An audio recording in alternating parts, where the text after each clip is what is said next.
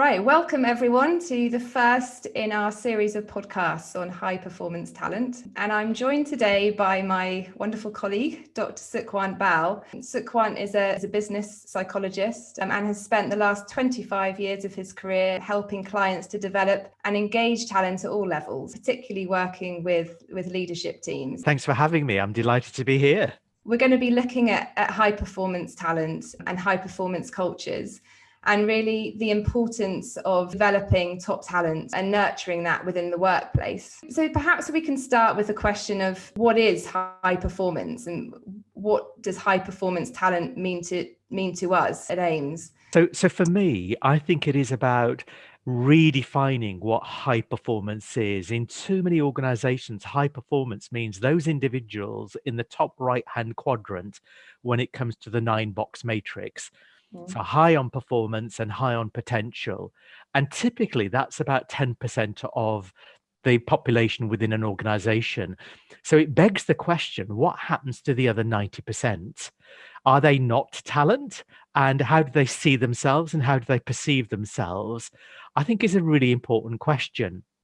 So to answer your question about what is high performance or what's a high performance organization, it's any organization that places the emphasis on the individual and giving them license to show up as the best version of themselves, and actually giving individuals permission, license, green light to lead without title, irrespective of where they sit in an organizational structure. If you can achieve that, that for me starts the conversation around becoming a high performance organization. So for me, it's never a destination, it's more of a process. And it's a powerful concept, that, isn't it, in terms of the journey really starting with the individual and looking at if you can light that fire of motivation, if you can drive performance within an individual so that they, as you say, come as the best version of themselves to the workplace every day. The multiplication of that goes towards a naturally developed high performance culture throughout the organization. Yeah, and I think that's a really good point, actually, Lisa, that ultimately who takes ownership for talent, for leadership, for high performance? Ultimately, is it the organization's responsibility or is it the individual's responsibility? Now, clearly, it's a shared responsibility, but I certainly think that the individual has a big stake in terms of how I show up at work, how I manage me, how I manage my energy, how I manage my time.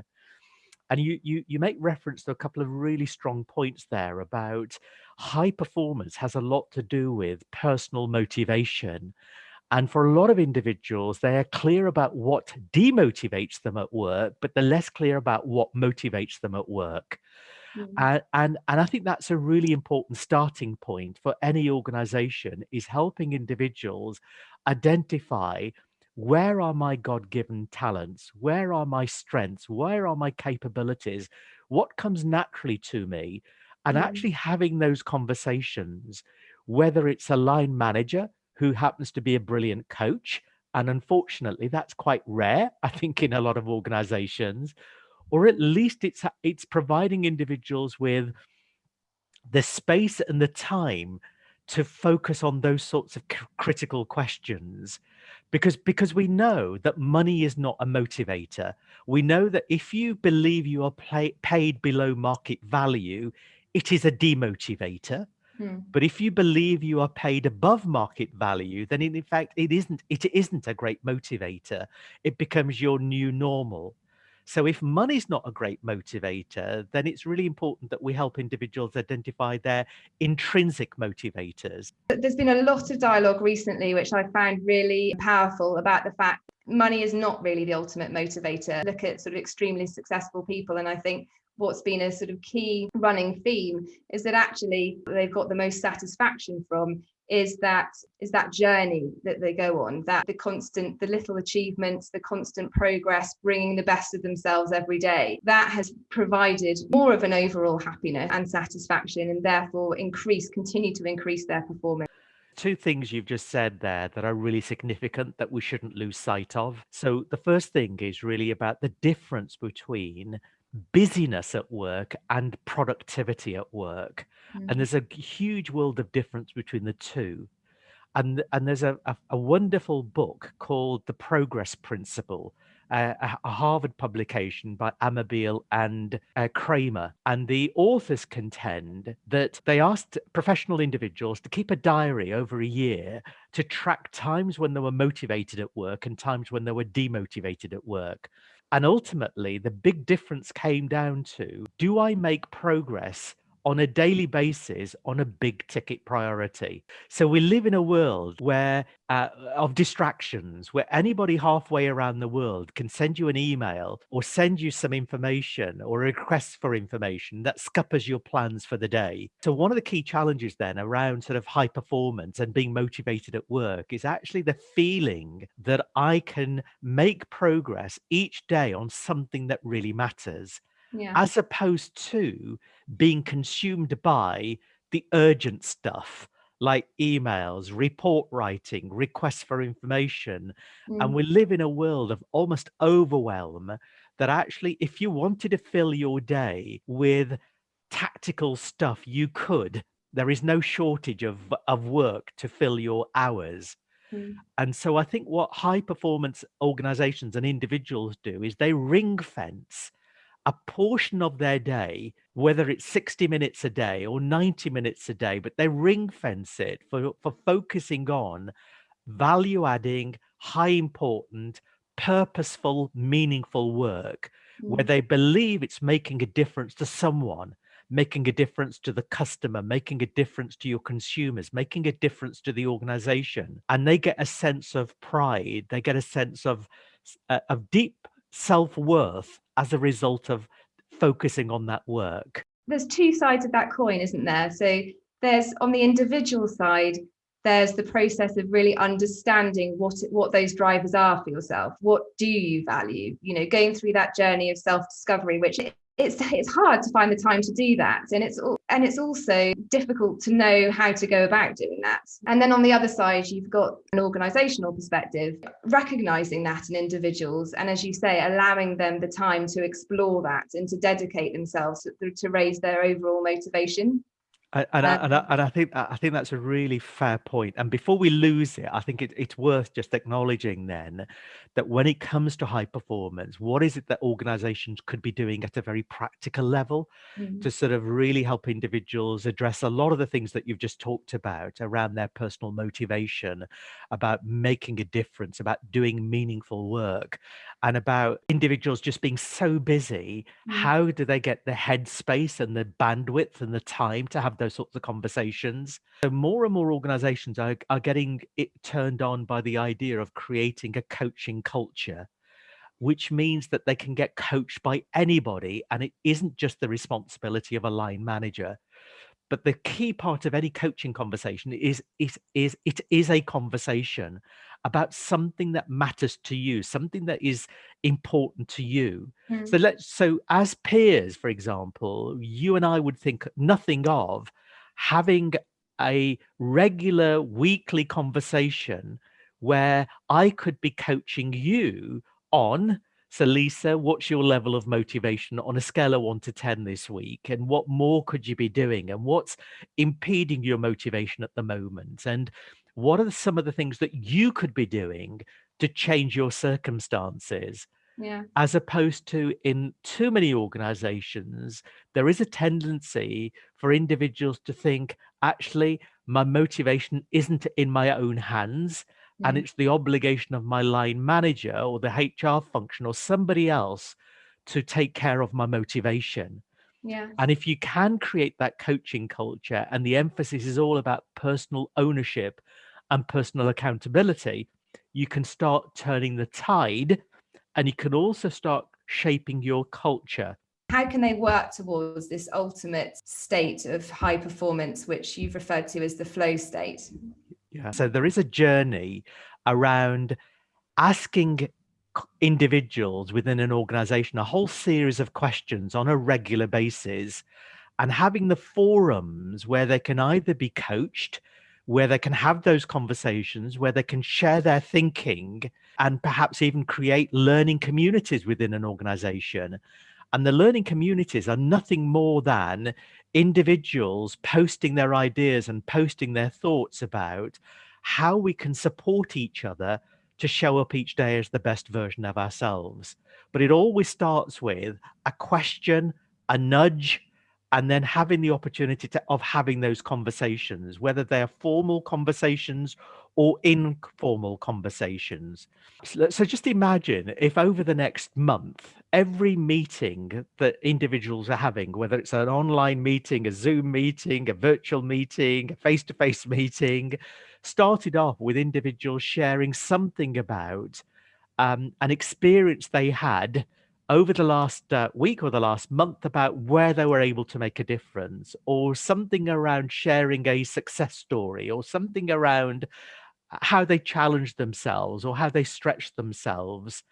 And I think it's about making the process of showing up as the best version of yourself as a habit, as opposed to something that happens once every blue moon. But And Sukhwant, how do you shut out the noise? It's such a busy world. It's such a busy, we bombarded left, right, and centre, within the workplace with things to do, deadlines, issues that. How do you shut, as an individual, sort of stop the noise and really reflect? What is it that is the key driver for you? So a number of things then, Lisa. So certainly one of the things for me is actually helping individuals with tactics and strategies where they manage work rather than work managing them. So I think that's a really important starting point. And I think it's helping individuals, especially in working from home and working virtually. There are often no boundaries between personal time and work time. So at the very least, I think one of the disciplines that high-performing organizations really get their teams and employees to start thinking about is what is a reasonable working day. And actually be clear about what those boundaries are between when I'm at work and when I'm not at work, and then to stick to those boundaries and to verbalize those boundaries and to articulate those boundaries. And then it's also helping individuals start thinking about, so what can you do during your working day to energize yourself, to be at peak performance, so this is the difference between busyness and productivity. So you don't need to be sat at your desk from 8 in the morning till 6 in the evening, so long as you are achieving outcomes and achieving results. Now, if you can achieve those results and those outcomes in a much more effective and efficient way, and you then have time during your working day to go for a run, to go for a walk, to read a book, to do something that brings balance to your life, we know that ultimately that's better for you, but also it actually positively impacts the contribution that you can make. So just to simplify then your question about how do you handle the noise and how do you create silence in your day, there is something here for me about creating rituals in your working day. So a ritual for me might be something along the lines of starting each day by taking 5 minutes out to just keep a journal. And the journal might be, what am I proud of based on what I delivered yesterday or achieved yesterday? What am I grateful for? And what's my key priority that's going to make a difference to somebody that I will dedicate quality time to today? So just that process of journaling, taking 5 minutes out of your day to consciously manage work rather than work managing you is definitely one quality or a habit. The second thing for me is about giving people license and permission to actually talk about these things in regular meetings and forums, and perhaps even starting every meeting by actually asking people, what have they done today in terms of creating some thinking time and innovation time and quality time for them that encourages them to think beyond just, I've got to get through 101 emails today. Yes.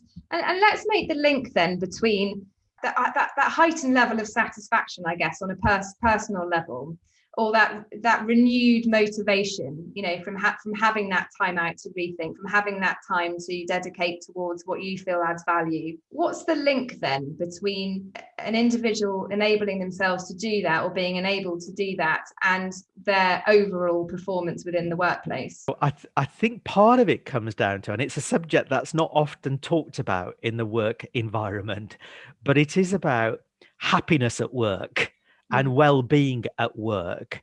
And that if you have balance in your life and you have balance at work and you feel that you are working in an environment where you get regular recognition, where you're doing meaningful work, ultimately for me, that directly impacts your happiness at work. Yes. And that also boosts your self-worth. And self-worth and self-esteem are two very different qualities and attributes. So self-worth comes from your own understanding about, do I think I'm making a positive contribution? Do I think I'm doing a good job? Hand on heart, do I think I'm actually making a positive contribution to my customers? That's self-worth.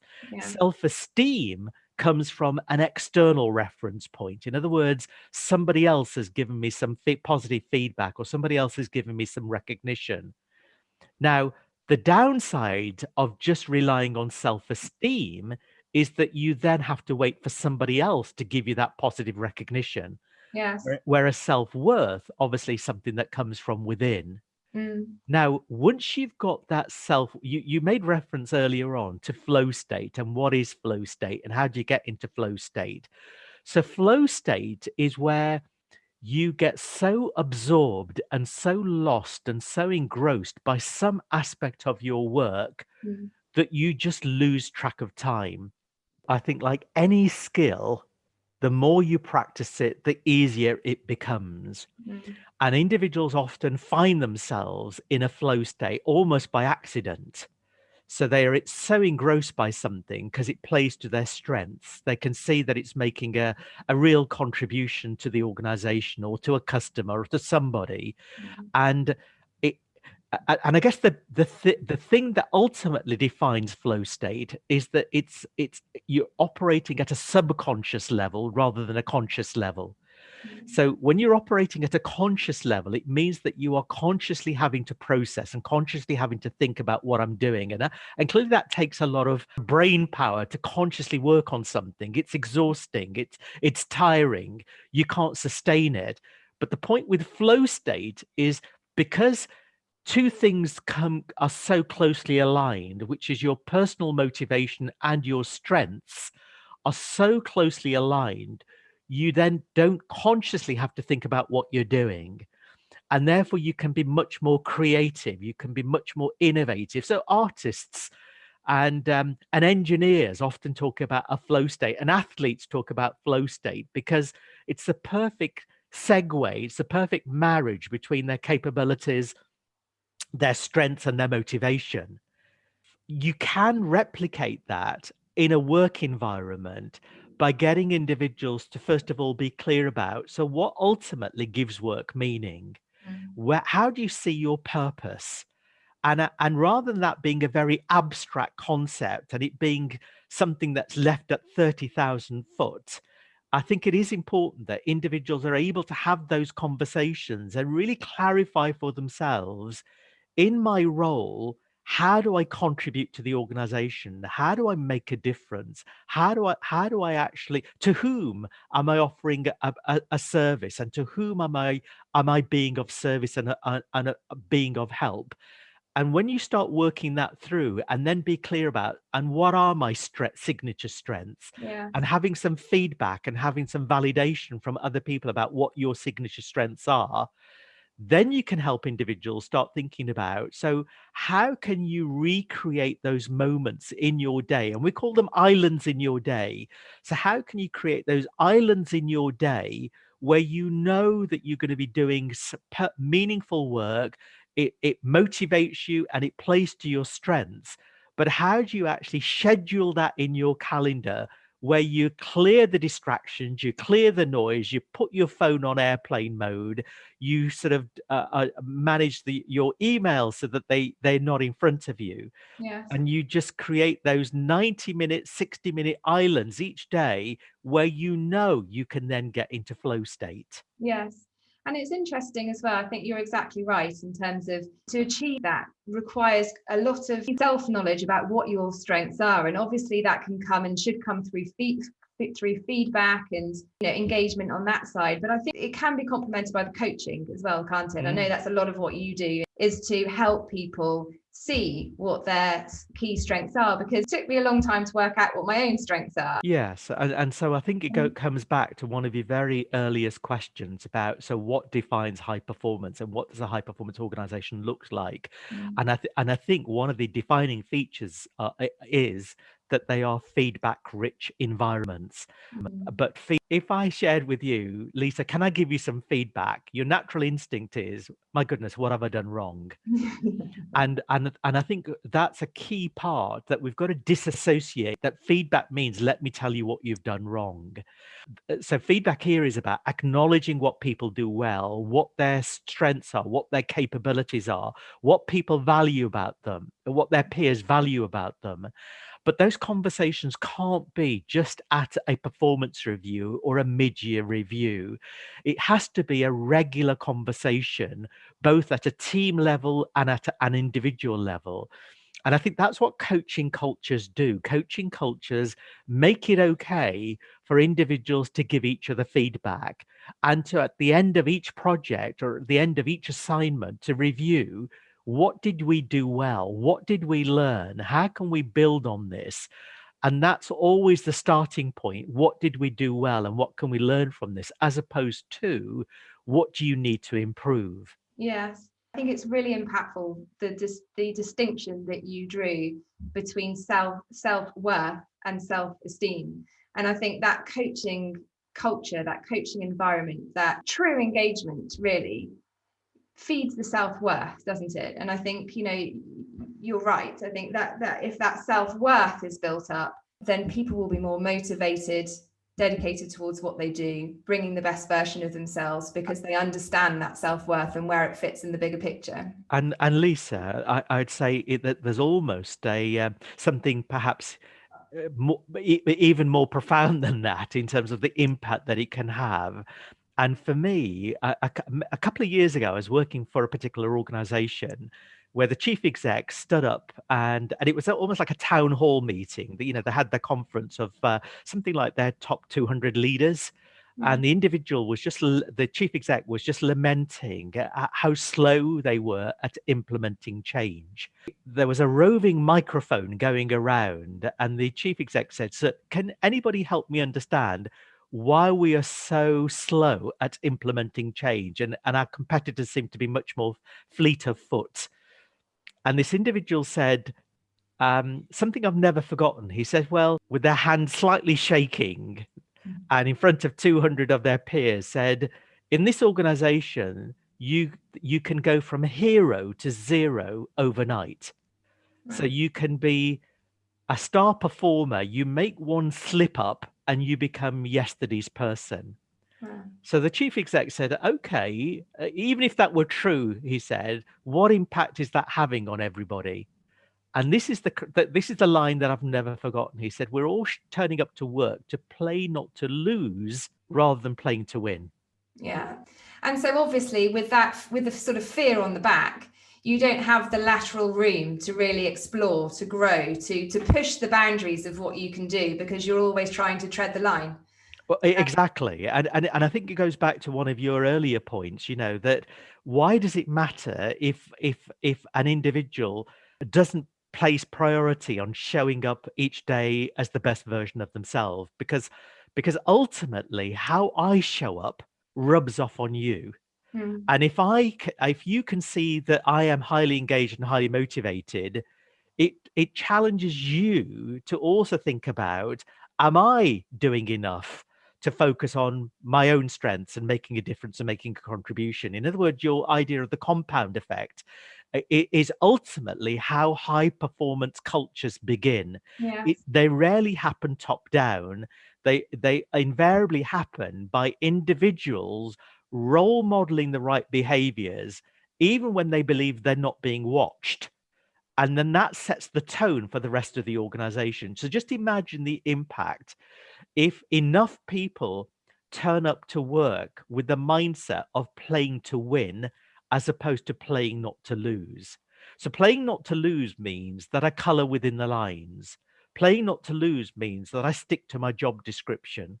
Playing not to lose means I play in my silo. I actually, for me, work is a means to end a paycheck and nothing more. Whereas playing to win means that I challenge myself each day, which means that I care enough to get back to a customer or a colleague at the end of the day, which means I'm willing to have honest conversations with colleagues and peers if I feel that things aren't happening at the pace and the speed that they need to be happening. Yeah. In other words, I give a damn. That's playing to win. Playing not to lose is it's somebody else's problem. Yes, yeah. And so powerful to have that replicated at all levels. I mean, as you said at the beginning, it shouldn't be just for the elite few. Really embed it through the culture and to have that genuine high performance culture. Absolutely. Again, you touch on a really significant point here, which is that ultimately leadership is a state of mind. It's an attitude. It's a mindset, as opposed to anything to do with position and hierarchy and status. Now, given the enormity of change and disruption that we're likely to be facing over the coming years and months, yes, one of the key things that all organizations need to wake up to is that we need to change our narrative on leadership, that leadership can't just reside at the top. yes, That we've got to encourage leadership at every single level. And this whole notion of leading without title has to be something that we openly talk about, openly encourage, and work on the basis that what matters is the contribution you can make as opposed to your level and pay grade and hierarchy within an organization. Yeah, I think that's right. And I think, if that level of disruption is going to happen where, hierarchies are dismantled and job descriptions job titles are sort of ripped up and we start from scratch, then it really is that kernel of motivation on an individual basis, multiplied thousands of times within an organization, which is going to stay true and which really is the only touch point for the organization at that point within that world of disruption that is going to generate that high performance. So if I had to summarize it then, Lisa, for me it actually comes down to that ultimately the inner game determines the outer game. So a lot of organizations focus on the outer game: results, market share, customer acquisition, profitability, key performance indicators, metrics, balanced scorecard, you name it, that's the outer game. Yeah. But ultimately, what shapes the outer game is the inner game. Yeah. And that's to do with, to what extent, all the things you've just described, but ultimately, are individuals happy at work to show up and be themselves, feel they're doing meaningful work, feel they can lead without title, feel that they can actually get coaching and feedback from anybody within an organization. For me, if you can get the inner game right, and individuals who know how to get into flow state, who know how to play to their strengths, who regularly have a structure and a discipline of managing work rather than work managing them, and they can make time during their working day to focus on their mental state, their well-being, their mindfulness, ultimately their happiness at work and their self-worth at work, which are all to do with the inner game, that ultimately drives the outer game. Yes, yeah. And I think that's one of the motivations we've got for doing this program and this series of the podcast, because so much of the work that we've done on the talent development side has been reactive, hasn't it, in terms of issues that have been arising, rather than having that sort of holistic proactive attitude of developing that culture so that Mm. issues don't arise, or are more manageable with the right culture being set from the get-go. Absolutely. Yeah. Absolutely.